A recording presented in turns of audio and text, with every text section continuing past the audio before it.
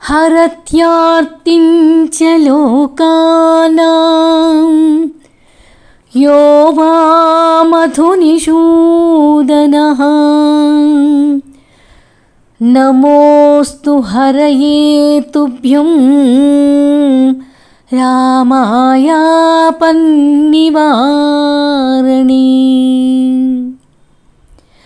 ఆపదామపహర్తారం దాతారం సర్వసంపదాం లోకాభిరామం శ్రీరామం భూయో భూయో నమామ్యహం భూయో భూయో నమామ్యహం. సీతమ్మ అలా చెప్పింది. నేను నిన్ను మాత్రమే ప్రేమిస్తాను, నీవు లేకుంటే నేను మరణిస్తాను అని చెప్పింది. సీతమ్మ బలహీనురాలు కనుక ఆమెను తనతో తీసుకువెళ్ళడానికి రాముడికి మనసొప్పడం లేదు. అందువలన ఆమెను నిరుత్సాహపరిచే యత్నంలో రాముడు, నువ్వు అబలవు, నువ్వు అడవులలో నివసించటం అంటే మాటలు కాదు, గొప్ప కష్టనష్టాలు భరించవలసి ఉంటుంది. అక్కడ శయనించడానికి మృదు తల్పాలేమీ ఉండవు, అత్యధిక శీతోష్ణాలుంటాయి, కుంభవర్షం కురుస్తూ ఉంటుంది, ఆ తాకిడిని భరించాల్సి వస్తుంది, ఆహారం దొరకదు, అక్కడ సంచరించే క్రూర మృగాలు ఎప్పుడూ ప్రమాదం పొంచి ఉంటుంది.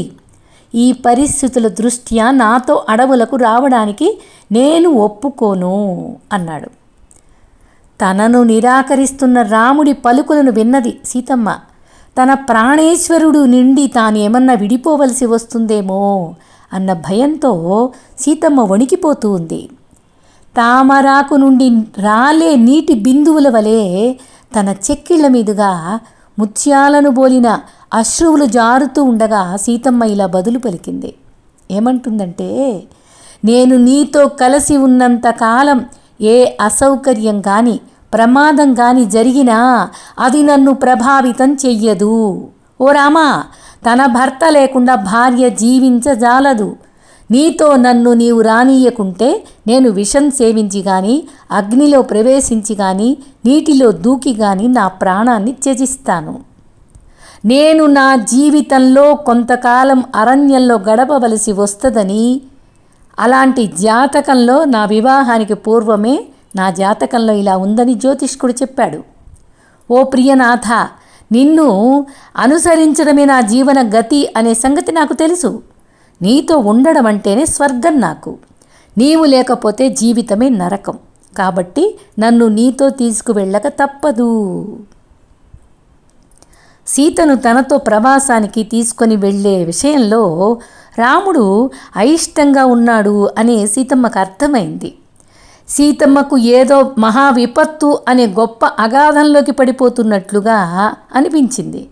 భర్తృవిరహ భీతితో ఆమె దాదాపుగా ఒక ఉన్మాదిలాగా తయారైంది. రాముని మొండితనాన్ని ఇక ఎంతమాత్రం సహించలేకపోయింది. ఇక అతనిని ప్రేమతో నిందించడం మొదలుపెట్టింది. నిన్ను అల్లుడిగా చేసుకొని నా తండ్రి పెద్ద పొరపాటే చేశాడు. రజస్వల కాకముందే నీవు వివాహమాడిన నీ భార్యను వదిలివేయాలని ఎలా ఆలోచించగలవు? ఇతరుల తేరి చూపులకు వదులుతూ ఆమెను అరక్షితంగా విడిచివేయాలనుకుంటున్నావా? రాముడు సూర్యుడంతటి తేజస్వి, ఆయన వైభవాలు సాటిలేనివి అంటూ ఘోషించిన అయోధ్య పురజనులు మూర్ఖులు. నీవు అడవులకు వెళ్ళిపోతే నేనిక్కడ ఒంటరిగా ఉండటానికి నేనైతే ఒప్పుకోను. నీవు నన్ను నీతో తీసుకొని వెళ్ళటమో లేదా నేను విషం తిని మరణించటమో జరుగుతుంది. వెక్కి వెక్కి ఏడుస్తుంది. తన హృదయం దుఃఖతప్తమైపోయింది. సీత కూలిపోయేందుకు సిద్ధంగా ఉంది. ఆమె దయనీయ స్థితి చూశాడు రాముడు, భరించలేకపోయాడు. హృదయం మెత్తబడింది. ఆయన పతివ్రత అయిన తన భార్య సీతను తన చేతుల్లోకి తీసుకున్నాడు. రాముడు చెప్తున్నాడు, ఆమె నిజంగా తన వెంట రావచ్చులే, తీసుకువెళ్తాను అని హామీ ఇచ్చాడు. రాముడు, ప్రియమైన సీత, నీ మనస్సు యొక్క యథార్థమైన స్థితి ఏమిటో నేను అర్థం చేసుకోనందున మాత్రమే నిన్ను నిరుత్సాహ ప్రయత్నం చేశాను. వివేకవంతుడు తన కారుణ్యాన్ని ఎలా విడవలేడో అలాగే నిన్ను నేను కూడా విడవలేను. నీవు అసంతుష్టిరాలివై ఉంటావని తెలిసి నేను ప్రశాంతంగా ఎలా ఉంటాను చెప్పు. కనుక నీవు వెళ్ళి నీ విలువైన వస్తువులను, దుస్తులను, ఆభరణాలను, ఇంకా నీకున్న వాటిని అన్నిటినీ బ్రాహ్మణులకు దానం చేసేసేయ్ అని చెప్పాడు. సీత ఆనందంగా నిష్క్రమించింది. సమీపంలోనే నిలిచి ఉన్న లక్ష్మణుడు వచ్చాడు. రాముని పాద పద్మాలను పట్టుకున్నాడు. బాష్పపూరిత నేత్రాలతో, ఓ రామా, దయచేసి నన్ను కూడా నీ వెంట అడవులకు రానివ్వు అంటూ వేడుకున్నాడు. లక్ష్మణుని నిరుత్సాహపరిచే ఆశతో, నా ప్రియ సోదరా, నీవిక్కడనే అయోధ్యలో ఉండి మన ఇద్దరు తల్లులైన కౌసల్య సుమిత్రలను సేవిస్తూ ఉండాలి. నీ రక్షణ లేకుంటే వారిని కైకేయి అవమానించడం తథ్యం అని రాముడు చెప్పాడు. అందుకు లక్ష్మణుడు అంటున్నాడు, మన సోదరుడైన భరతుడు అన్ని విషయాలు శ్రద్ధగా చూసుకుంటాడు అనేటంలో సందేహమేమీ లేదు. మన తల్లుల గురించి ఆందోళన చెందవలసిన అవసరమేమీ లేదు. ఓ రామా, నీవు అరణ్యంలో సంచరించే సమయంలో నేను ధనుర్ధారినై ముందు నడుస్తాను. అందువల్ల నీవు, సీతమ్మ సౌందర్యాలను తనివి తీరా ప్రకృతిని ఆస్వాదిస్తూ ఉండొచ్చు. నేను నీ కోసం పండ్లు, దుంపలు సేకరించి తెస్తాను. నీవు నిద్రిస్తున్నప్పుడు నీ పక్కనే నీకు రక్షణగా నిలిచి ఉంటాను అని బదులు చెప్తున్నాడు లక్ష్మణమూర్తి. ఎట్టకేలకు రాముడు సరే అన్నాడు. ఆ పైన లక్ష్మణునితో, నీవు తప్పక రావచ్చును, అయితే ముందుగా నీ తల్లి దగ్గర సెలవు తీసుకొని రా. ఆ తరువాత జనక మహారాజుకు వరుణుడు ప్రసాదించిన ఆ 2 శక్తివంతమైన ధనుస్సులను, దుర్భేద్యమైన కవచాన్ని, 2 అక్షయ తుణీరాలను, శక్తివంతమైన ఖడ్గముల జతను తీసుకొనిరా. వశిష్ఠునికి నీ గౌరవాభివాదములు చెల్లించిన మీదట ఆయుధాలతో ఇక్కడకు వస్తే మనం బయలుదేరదాం అని సూచనలు చేశాడు. రాముని ఆజ్ఞలను నెరవేర్చి లక్ష్మణుడు తిరిగొచ్చాడు. రాముడు తన వద్దనున్న సకల వస్తు సంపదను దానం చెయ్యాలని అనుకున్నాడు. బ్రాహ్మణోత్తములను పిలుచుకురమ్మన్నాడు. తరువాత విశ్వామిత్రుణ్ణి, కొద్దిసేపటికి వశిష్ఠ మహర్షిని, కుమారుడైన సుయగ్నుణ్ణి, అగస్త్య విశ్వామిత్రుల కుమారులు రాజసౌధానికి వచ్చారు. వారిని యథోచితంగా స్వాగతించిన మీదట రాముడు తన పరిచారకులతో తాము లేనప్పుడు తమ సౌధాలను జాగ్రత్తగా చూడవలసిందిగా సూచించాడు. తన సంపదనంతటిని తీసుకుని రావలసిందని రాముడు తన కోశాధిపతిని ఆదేశించాడు. ఆ తరువాత కొండంత ఎత్తున బంగారపు ఆభరణాలను తెచ్చి కుప్పపోయడం జరిగింది. వాటితో పాటు దుస్తులు, రథాలు, జంతువుల వంటి ఇతర అమూల్యమైన వాటిని అక్కడ చేర్చడం జరిగింది. అలా రాముడు తన సంపదలను వితరణ చేయడం ప్రారంభించాడు. అయోధ్యకు సమీపంలోని అరణ్యంలో త్రిజటుడు అనే బ్రాహ్మణుడు నివసిస్తూ ఉండేవాడు. కటిక పేదరికం కారణంగా ఆ బ్రాహ్మణుడు అతి బలహీనంగా శుష్కించి ఉండేవాడు. అయోధ్యకు వెళ్ళి రాముడిని ఏదైనా దానం కోరమని అతని భార్య పోరు పెడుతూ ఉండేది. తరువాత ఆ బ్రాహ్మణుడు బయలుదేరి సరిగ్గా రాముడు తన సంపదను వితరణ చేస్తున్న సమయానికి చేరుకోవడం సంభవించింది. ఆ బ్రాహ్మణుడు రాముడిని సమీపించి తన దారిద్ర్యం గురించి చెప్పుకున్నాడు. రాముడు పరిహాసంగా, నీవు నీ దండాన్ని చేతనైనంత దూరం విసిరే, అది ఎన్ని గోవులను దాటిపోతుందో ఆ గోవులన్నిటినీ నీకు ఇచ్చేస్తాను అని చెప్పాడు. త్రిజటుడు తన నడుము బిగించి ఆ పైన ఉత్సాహంతో తన దండాన్ని గాలిలోకి విసిరాడు. అందరికీ ఆశ్చర్యం కలిగే విధంగా ఆ దండం సరయూ నది మీదుగా దూసుకుపోయి నదీ తీరాలకు ఆవల పచ్చిక వేస్తున్న వేలాది గోవుల మందను దాటి ఆవల పడింది. అంతటా రాముడు ఆ బ్రాహ్మణుని ఆలింగనం చేసుకొని, నా పరిహాసమునకేమీ చిన్నబుచ్చుకోకు, నీ బ్రహ్మశక్తి యొక్క ప్రదర్శనను చూడాలని మాత్రమే నేను కోరుకున్నాను అన్నాడు. ఆ తర్వాత రాముడు తన సంపద యావత్తు వితరణ చేశాడు. ఆ రోజున ఏ బ్రాహ్మణుని గాని, బంధువు గాని, తనపై ఆధారపడినవాడు గాని, భిక్షకుడు గాని దానం పొందని వారు ఎవ్వరూ లేకుండా చూశాడు. రాముడు, సీతమ్మ, లక్ష్మణుడు కాలి నడకన అయోధ్య వీధుల గుండా దశరథ మహారాజు యొక్క ప్రాసాదం వైపు బయలుదేరారు. అలా రాముడు సాగిపోవడాన్ని కొందరు పురజనులు 7 మేడల మీద నుండి, మరికొందరు వీధులలో గుమిగూడి చూస్తున్నారు. వారంతా ఎంతగానో వ్యధాభరితులైనారు. ఇంతకుముందెన్నడూ బయట అడుగు పెట్టి ఎరుగని సీతమ్మను ఈనాడు సామాన్య మానవులు కూడా చూడగలుగుతున్నారంటే ఇంతకంటే దురదృష్టం ఉంటుందా? మనమంతా సకుటుంబంగా రాముని వెంట వెళదాం. అప్పుడు అయోధ్య నిర్జనారణ్యంగా మారిపోయి అరణ్యమే గొప్ప జనావాసం ప్రాంతంగా నగరంగా మారుతుంది అంటూ ఆ పురజనులు విలపిస్తూ ఉన్నారు. రాముడు కైకేయి భవంతికి దగ్గరకు చేరుకునేసరికి అక్కడ సుమంత్రుడు కనిపించాడు. తాను వచ్చిన విషయం మహారాజుకు చెప్పమని అక్కడున్న రథసారథితో రాముడు చెప్పాడు. రాముని రాక గురించి విన్నంతనే దశరథ మహారాజు తన భార్యలందరినీ అక్కడ సమావేశపరచమని, వారి సమక్షంలో తన పుత్రుడిని కలవాలనుకుంటున్నారని సుమంత్రుడిని ఆదేశించాడు. ఆ తర్వాత కొద్దిసేపటికి 350 మంది యువ పరిచారకులు వచ్చి కౌసల్యను పరివేష్టించారు. రాముడు సీతతోనూ లక్ష్మణుడితోనూ కలిసి తండ్రి గదిలోకి ప్రవేశించగానే దశరథ మహారాజు అతడిని ఆలింగనం చేసుకోవాలని పరుగున వచ్చాడు. కుమారుడి దగ్గరకు చేరేలోగానే దుఃఖ వివశత్వంతో మహారాజు స్పృహ కోల్పోయాడు. అక్కడున్న వాళ్ళంతా ఆవేదనతో విలపిస్తూ ఉండగా రాముడు ముందుకు దూకి తండ్రిని తన చేతులతో పొదివి పట్టుకున్నాడు. దశరథుని తల్పం మీదకు చేర్చిన మీదట స్పృహలోకొచ్చాడు. అంతటా రాముడు, తండ్రి గారు, మీ దగ్గర వీడ్కోలు తీసుకుందామని వచ్చాను.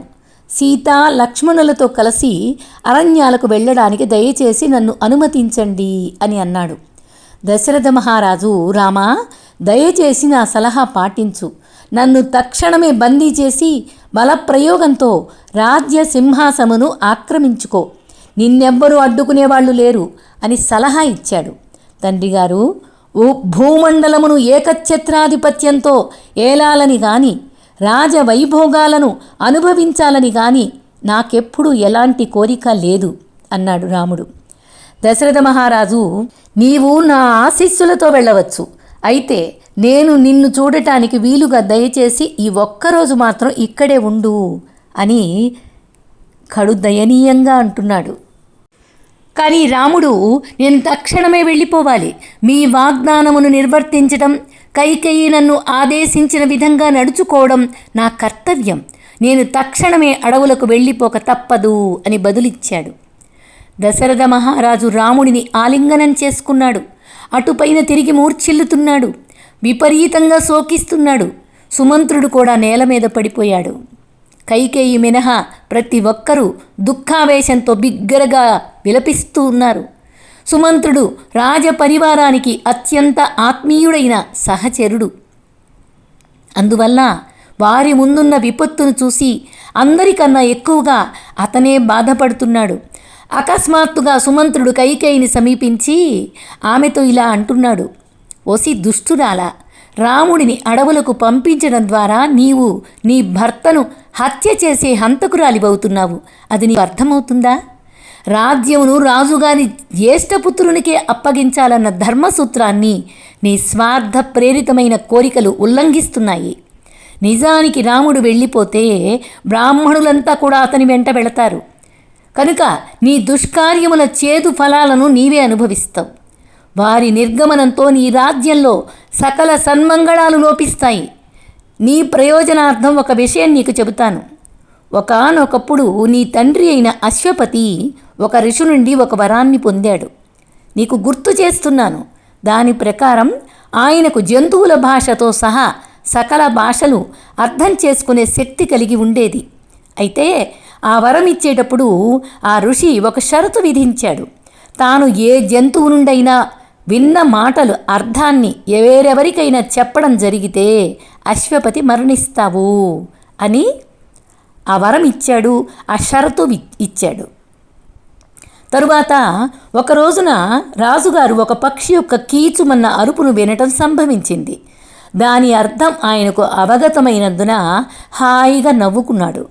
కానీ నీ తల్లి అయిన రాణి తనను చూసే రాజు నవ్వుతున్నాడు అని భావించింది. అందువల్ల అంత విచిత్రమైన విషయం ఏం ఉంది నాలో, ఏం చూసి నవ్వుతున్నారు మీరు అని అడిగింది. అప్పుడు రాజు తనకు ఋషి ఇచ్చిన వరం గురించి రాణికి చెప్పాడు. పక్షి పలికిన మాట ఏమిటో చెబితే తాను మరణిస్తానని విషయం కూడా చెప్పాడు. కానీ మూర్ఖురాలైన ఆ రాణి మొండిది. నీ తల్లి కదా, అసూయాపరురాలు. అందుకని మీరు చచ్చినా బ్రతికినా నాకు అనవసరం. మీరెందుకు నన్ను నవ్వుతున్నారో నాకు మాత్రం చెప్పాల్సిందే అని పట్టుబట్టింది. బిక్క చచ్చిన రాజు తనకు వరప్రదానం చేసిన ఋషి దగ్గరికి వెళ్ళి తన చిక్కు సమస్యను చెప్పుకున్నాడు. పక్షి పలుకులను వెల్లడించవద్దని, రాణి మొండితనానికి గాను ఆమెను మందలించమని ఋషి సలహా ఇచ్చాడు. ఋషి మాటలను గంభీరంగా స్వీకరించాడు అశ్వపతిని తండ్రి మహారాజు. ధైర్యం కూడగట్టుకున్నాడు. తన భార్యను తీవ్రంగా మందలించాడు. నాటి నుండి ఆయన సుఖ సంతోషాలతో జీవించాడు. కైకేయి, అదే విధంగా నీ భర్త పట్ల నీవు మొండిగా వ్యవహరిస్తున్నావు. నీ తప్పు ఒప్పుకో, నీ కుతంత్రాన్ని కట్టేసేయి. సుమంత్రుడు అంతగా చెప్పినా, ఇంత గట్టిగా చెప్పినా కైకేయి ఏమాత్రం చలించలేదు. అలా రాముని ప్రవాసం ఇక అనివార్యమని తలిచాడు దశరథ మహారాజు. సుమంత్రుడితో ఆదేశించాడు, రామునితో పాటు ప్రవాసానికి వెళ్ళడానికి ఒక అక్షౌహిణి సైన్యాన్ని సిద్ధం చెయ్యి సుమంత్ర. పలువురు వ్యాపారస్తుల్ని, వేటగాళ్లను, రాజకోశాగారాధిపతిని కూడా సమావేశపరిచి బయలుదేరదీయి. అరణ్యంలో ఉన్నప్పటికీ నా ప్రియతమ తనయుడు సుఖమయ జీవనానికి కావలసిన వస్తువులు, భోగభాగ్యాలు లేకుండా ఉండనక్కర్లేదు అని దశరథ మహారాజు చెప్తున్నాడు. ఆ మాటలు వినగానే కైకేయికి భయం వేసింది. భరతుణ్ణి ప్రతిష్ఠించకముందే రాజ్యానికున్న వనరులన్నిటినీ వీళ్ళు తీసుకెళ్ళిపోతే మరి అతడు రాజ్యాన్ని స్వీకరించడు అని మళ్ళీ కఠినంగా మాట్లాడింది. బలహీనుడవుతున్న దశరథుడు ఆమెతో, రామునిని సౌకర్యవంతంగా అడవులకు నీవు పోనీయకుంటే నేనే పురజనులందరినీ కలుపుకొని అతని వెంట వెళ్తాను అన్నాడు. కైకేయి, మన వంశంలో సగర మహారాజు తన జ్యేష్ఠపుత్రుడైన అసమంజసుడిని ప్రవాసానికి పంపిన ఉదాహరణ ఉంది, కనుక నీవు కూడా అలాగే రామునిని పంపించేయి అని ఖండితంగా చెప్పింది. ఈ మాటలు విని మంత్రులతో అగ్రగణ్యుడైన సిద్ధార్థుడు ఇలా చెప్తున్నాడు, అసమంజసుడు ఇతర బాలురని సరయూ నదిలో ముంచేసి ఆనందిస్తుండేవాడు. ఈ విషయాన్ని పురజనులు నగర మహారాజుకు ఫిర్యాదు చేయటంతో ఆయన క్రూరుడైన తన కుమారుడిని తిరస్కరించాడు. నీవు చెప్పిన పోలికకు పొంతనేమిటసలు? రాముని దోషమేమిటి? రాముడు జోక్యం చేసుకుని, నాన్నగారు వ్యాకుల పడకండి, మీరు నా కోసం కోరుకుంటున్న రాజభోగాలేవీ నాకు అవసరం లేదు. కైకేయి పరిచారకులు తక్షణమే నా కోసం నారవస్త్రములు తెచ్చెదరుగాక. ఇవి అయితే నా అరణ్య జీవితానికి బాగా నప్పుతాయి అని రాముడు అంటున్నాడు. ఆయన విన్నపం వింటూనే సిగ్గులేని కైకేయి స్వయంగా వెళ్ళి నారవస్త్రాలు తీసుకొచ్చి రాముడికి కట్టుకోమని చెప్పింది. రామలక్ష్మణులు తటపటాయించకుండా విధేయతతో తమ రాజ దుస్తులను తీసేసి కైకేయి ఇచ్చిన వస్త్రాలను ధరించారు. కానీ సీత మాత్రం కుశగ్రాసం, నారలతో చేయబడిన దుస్తులను స్వీకరించినప్పుడు చాలా విచారపడింది. ఆమె కళ్ళల్లో నీళ్లు తిరిగాయి. అలాంటి వస్త్రాలు ఆమెకు అలవాటు లేనందున దానిని కట్టుకోవాలని ప్రయత్నించినప్పుడు అవి జారిపోతున్నాయి. రాముడు నారవస్త్రం తీసుకుని సీత పట్టుచీర మీదుగా చుట్టాడు. అది చూసి వశిష్ఠుడు భరించలేకపోయాడు. కన్నీళ్లతో రాముడిని నిలువరించి కైకేయిని తీవ్రంగా మందలించాడు. ఓసి దౌర్భాగ్యురాలా, ప్రతి ఒక్కరూ రాముని వెంట వెళ్ళడానికి సిద్ధపడరు, నీకు కనిపించడం లేదా?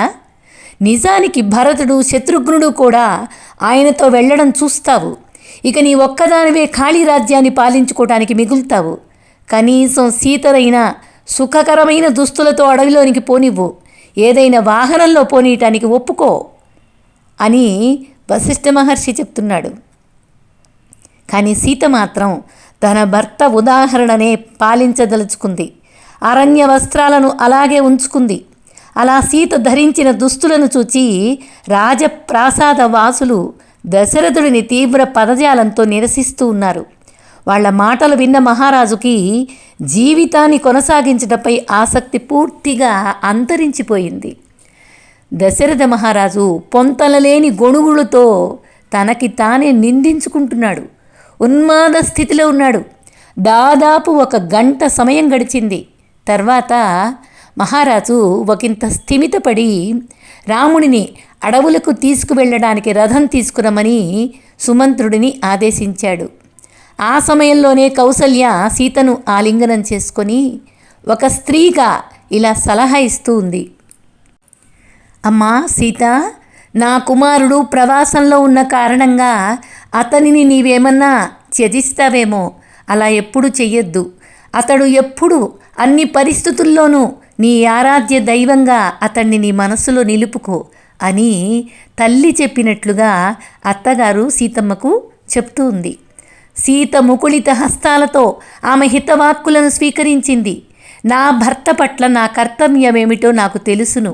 దయచేసి విశ్వాసహీనులైన స్త్రీల గురించి నాకేమీ చెప్పద్దు. వెన్నెలకు చంద్రునితో ఉన్న అనుబంధం వంటిదే రామునితో నాకున్న అనుబంధం. తంతురులు లేకుండా వీణ ఉండదు, చక్రాలు లేకుండా రథం ఉండదు. అలాగే 1000 మంది పుత్రులున్నప్పటికీ భర్త లేనిదే భార్యకు భవిష్యత్ అనేది ఉండదు. రాముడు నా దైవం. ఆయన ఎప్పటికీ నా దైవంగానే ఉంటాడు. నేను ఆయనను త్యజించడం ఎలా జరుగుతుంది చెప్పండి అని అత్తగారికి బదులిచ్చింది. తన కుమారుని నుండి తాను వేరు కానున్నానన్న తలంపుతో కౌసల్య విలపిస్తూ ఉంది. ఆమెను ఓదార్చే ప్రయత్నంలో రాముడు కాలం త్వరగా గడిచిపోతుందని ఆమెకు హామీ ఇస్తూ ఓదారుస్తూ ఉన్నాడు. ఆ పైన తన సవతి తల్లులు బిగ్గరగా విలపిస్తూ ఉండగా వారి నుండి సెలవు తీసుకున్నాడు. అంతటా రాముడు వెళ్ళి తన తండ్రి పాదాలను గట్టిగా పట్టుకున్నాడు. సీతా లక్ష్మణులతో కలిసి రాముడు మహారాజుకు ప్రదక్షిణం చేశాడు. వినమ్రంగా వంగి తల్లిదండ్రులకు ప్రణామం చేశారు. ఆ పైన ఆలస్యం చేయకుండా రాముడు, సీతమ్మ, లక్ష్మణుడు రథాన్ని అధిరోహించారు. అడవులకు బయలుదేరారు. ముక్త జీవుడు తన ప్రాణాన్ని వదిలిన విధంగా అలా శ్రీరామచంద్రుడు తన రాజ్యాన్ని, ఐశ్వర్యాన్ని, మిత్రులను, శ్రేయోభిలాషులను, నివాసాన్ని, సర్వస్వాన్ని విడిచి సీతా లక్ష్మణులతో అరణ్యానికి బయలుదేరాడు. రథవేగం వల్ల రేగిన దుమ్ము సుదూర క్షితిజంలో క్రమంగా అదృశ్యమయ్యేదాకా దశరథ మహారాజు తన దృష్టిని స్థిరంగా నిలిపి ఉంచాడు. అటువైపే చూస్తున్నాడు. రాముడు వెళుతున్న రథం చూపుకు అందకుండా పోవడంతో దశరథుడు మూర్ఛిల్లి నేలపై వాలిపోయాడు. ఆయనను లేవనెత్తడానికి కౌసల్య కైకేయి పరుగు పరుగునొచ్చింది. దశరథుడు చిన్నరాణిని చెప్తున్నాడు, నన్ను స్మరించకు, నీతో నాకేమీ సంబంధం లేదు, నిన్ను ఇంకా ఎంత మాత్రం చూడను అంటూ దగ్గరికి రానివ్వలేదు. కౌసల్య భర్తను లేవనెత్తి రాజప్రాసాదంలోకి తీసుకువస్తూ గిడ్డంగులు, దుకాణాలు మూసివేయబడి ఉండటాన్ని, పురజనుల విషాదాన్ని అలుముకొని ఉండటాన్ని చూసింది. మహారాజు తన ప్రాసాదంలోకి ప్రవేశించిన మీదట తనను కౌసల్య యొక్క అంతఃపురంలోనికి తీసుకువెళ్ళవలసిందిగా కోరుకున్నాడు. తడబడుతున్న మాటలతో ఇకపైన నేను ఇక్కడనే ఉంటాను అని ప్రకటించాడు. దశరథ మహారాజు ఎంతో కష్టం మీద ఆ రాత్రి గడిచింది. రాముడిని కోల్పోవటం ఆయనకు జగత్ ప్రళయంలాగా ఉంది. మహారాజును, కౌసల్యను అలాంటి దయనీయ స్థితిలో చూస్తున్న సుమంత్రుడు వాళ్ళని ఓదార్చడానికి ప్రయత్నిస్తున్నాడు. దయచేసి మీ కుమారుడి కోసం విలపించకండి. సీత, లక్ష్మణుడు కూడా ఆయన వెంట ఉన్నారు కాబట్టి రాముడికి ఏమాత్రం కష్టం కలగదు. నిజానికి రాముడు సాధారణ మానవుడు కాదు. సాక్షాత్తు సూర్యుడిని ప్రకాశింపచేసేటటువంటి వాడు ఆయనే. అనంతమైన కాలానికి నియామకుడు ఆయన పూర్ణ పురుషోత్తమ భగవంతుడే. రాముడు అడవులలో నివసిస్తూ ఉండగా స్వయంగా భూదేవి, సకల చరాచర ప్రకృతి ఆయన భక్తి యుక్త సేవలో నిమగ్నమవుతాయి. మీ ప్రియతమ నందనుడు ఒకనాటికి తిరిగి రావటం మీరు చూస్తారు. విశ్వాసంతో ఉండండి. మీరు దుఃఖించినందువల్ల ఏమిటి ప్రయోజనం ఉండదు కదా. ఇప్పటికే అయోధ్య పురజనులు దుఃఖంతో సమస్త కార్యకలాపాలను కట్టిపెట్టారు. మీరు ప్రజానీకాన్ని ఓదార్చి వాళ్ళ ఆవేదనకు బలి కాకుండా చూడాలి. అది మీ బాధ్యత కదా అని సుమంత్రుడు చెప్తున్నాడు. ఇది ఇలా ఉంటే పురజనులలో కొందరు అడవులకు వెళ్తున్న రాముని రథం వెంట వెళ్తున్నారు. ఆయనను వెనుక తిరిగి రమ్మని అర్థిస్తున్నారు. రాముడు వాళ్లతో, నేను నా ప్రతిజ్ఞకు భంగం కలిగించలేను, మీరంతా నా పట్ల ప్రదర్శిస్తున్న ప్రేమను భరతుని పట్ల చూపాలని కోరుకుంటున్నాడు. ఇలా సాగుతూ ఉంది ప్రయాణం. అలా వాళ్ళు ప్రయాణిస్తూ ఉండగా కొందరు వృద్ధ బ్రాహ్మణులు తన రథం వెనుక పరిగెత్తుకొని వస్తూ దానిని అందుకోలేక అవస్థలు పడుతూ ఉండడం రాముడు చూశాడు. వారి ఆవేదనాపూర్వకమైన అభ్యర్థనలు ఆలకించిన రాముడు వాళ్ల పట్ల ఎంతో జాలిపడి రథం దిగాడు. ఆ తరువాత బ్రాహ్మణులు తనను అందుకోగలగడగటానికి వీలుగా సీతా లక్ష్మణులతో పాటు పాదచారి అయి కదులుతున్నాడు. కానీ తన ప్రతిజ్ఞను ఖచ్చితంగా నిలుపుకునే దృఢ నిశ్చయంతో ఉన్న రాముడు తన ముఖాన్ని వెనుకకు తిప్పలేదు. వెనుకకు తిరగమని రాముడిని బ్రాహ్మణులు అదే పనిగా వేడుకుంటూ ఉన్నారు. వాళ్ళు తమసా నదీ తీరానికి చేరుకున్నారు. సూర్యుడు పశ్చిమాన క్షితిజ రేఖను దాటి కృంగగా ఆ రాత్రికి విశ్రమించటాని కోసమై సుమంత్రుడు లక్ష్మణుడు ఒక స్థలాన్ని ఎంపిక చేశారు.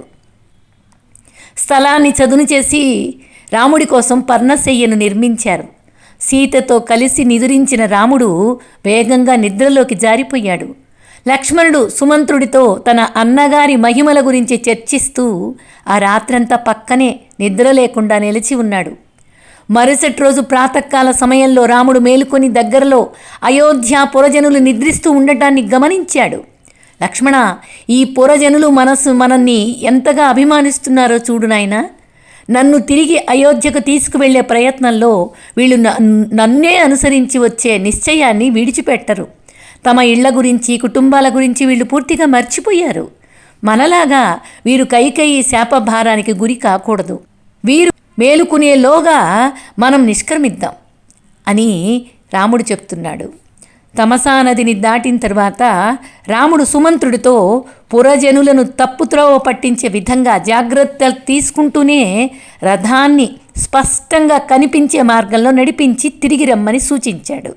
చూడండి, రాముడు ఎంత ఎవరిని బాధ పెట్టకుండా ఉండే విధానాన్ని ఎలాగ సూచిస్తున్నాడు. అలాగే సుమంత్రుడు రథం తీసుకొని వెళ్ళాడు. కొంతసేపటికి తిరిగి వచ్చిన తర్వాత రాముడు లక్ష్మణుడు సీత రథమెక్కి మరో మార్గంలో త్వరితంగా అడవులకు వెళ్ళిపోయారు. నిద్ర లేచిన పురజనులు తమ ప్రియతమ ప్రభువు కోసం అన్ని దిక్కులకు చూశారు. నిస్పృహతో అటూ ఇటూ వెదికి రథచక్రముల ఆనవాళ్లు కనిపెట్టారు. వాటిని అనుసరించి కొంత దూరం వెళ్ళిన మీదట అకస్మాత్తుగా ఆ జాడలు ఇంకా అదృశ్యమైనాయి. ఏ దారిన వెళ్లాలో నిశ్చయించుకోలేక వాళ్ళు దూరంలోకి చూస్తూ విలపిస్తూ ఉన్నారు. రాముడు వెళ్ళిపోవడంతో ప్రజలు రాముడు లేకుండా మనం అయోధ్యకు ఎలా తిరిగి వెళ్తాం? మనం ఆయనను తీసుకురాలేకపోతే స్త్రీలు పిల్లలు ఏమంటారు? చంద్రుని వంటి సుందర వదనుడైన రాముడు లేకుండా ఇక్కడ జీవించే ప్రయోజనం ఏమిటి? భర్త వల్ల కానీ పిల్లల వల్ల కానీ ఆఖరకు జీవితం వల్ల కానీ ఉపయోగం ఏమిటి? జనక మహారాజు యొక్క కుమార్తె కానీ పద్మనేత్రుడైన రాముడు కానీ లేనప్పుడు ఈ సంసార సుఖాల వలన మేలేముంటుంది అంటూ తమని తామే నిందించుకుంటున్నారు. గత్యంతరం లేక విపరీతమైన నిస్పృహతో పురజనులు అయోధ్యకు తిరిగి వచ్చారు. తమ భర్తలు రాముడు లేకుండా తిరిగి రావటాన్ని చూశారు. ఇళ్లల్లోని స్త్రీలు వాళ్ళని క్రూరమైన పరుషోక్తులతో కొంతమంది నిందిస్తున్నారు. కొంతమంది ఊరికినే కూర్చుని విలపిస్తున్నారు. వాళ్లల్లో కొంతమంది దిగ్భ్రాంతికి లోనై మాట్లాడటానికి వినటానికి సామర్థ్యం కోల్పోయి నిశ్చేష్టులై ఉన్నారు. కైకేయి పాలన కింద తాము జీవించలేమని శపథం చేస్తూ అయోధ్యలో ప్రతి ఒక్కరూ ఆమెను నిందించసాగారు. అలా అయోధ్యలో జీవితం దాదాపు స్తంభించిపోయింది.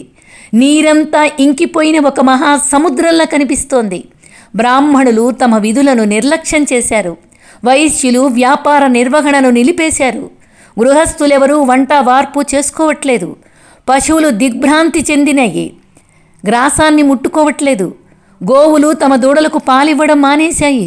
తమ బిడ్డలను పలకరించడం, తల్లులకు ఇక సంతోషం కలిగించటమే లేదు. ఆకాశంలోని తారలు కూడా గంభీరంగా మారిపోయాయి. దుఃఖ పరితప్తులై అయోధ్యలో ఎవ్వరూ తిండి తిప్పలు పట్టించుకోవటమే లేదు.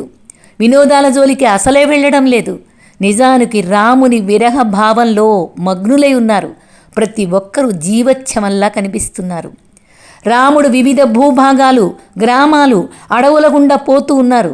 తనను ప్రవాసానికి పంపించినందుకు గాను దశరథుడిని కైకేయిని ప్రజలు దూషిస్తూ ఉన్నారు. వేదశ్రుతి గోమతి నదులను దాటిన మీదట రాముడు కోసల రాజ్యపు దక్షిణ సరిహద్దు అయిన స్యందికా నది వద్దకు చేరుకున్నారు.